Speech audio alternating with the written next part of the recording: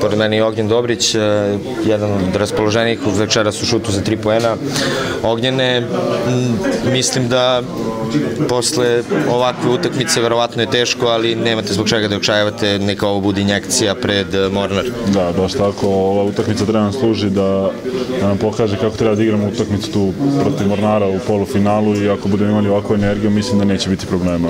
To nam je i cilj i zna se da je ABA liga naš cilj, tako da ova utakmica jeste ostaje žao što nismo pobedili, bilo je tesna i gusta završnica, ali nema veze, okrećemo se polufinalu što je najbitnije za nas. Pa očekivali smo da, mislim, dogovor je bio da izađemo, da se borimo što jače, jer sama ta utakmica je priprema bila za polufinale i...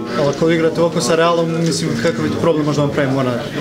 Pa to je poenta, ako budemo imali ovakvu energiju, mislim da nećemo imati problema, ali to naravno treba da se skoncentrišemo na tu utakmicu.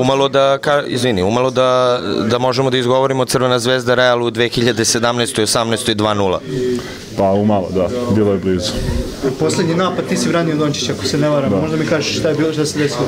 Pa Dončić je vanserijski igrač, mislim, tu nema dileme, to smo znali pre utakmice, on je veliki igrač baš zbog ovakvih stvari, on rešava ovakve utakmice, iako je mlad, zna kako da reši, tako da nema šta drugo kaže. Pa mislim da je on kompletan igrač, generalno sve ima, tako da ne znam, ne može ništa mu se izdvoji, može da šutne, probije, jak je fizički, da organizuje igru. Je bio dogovor njega da čuvate na kraju?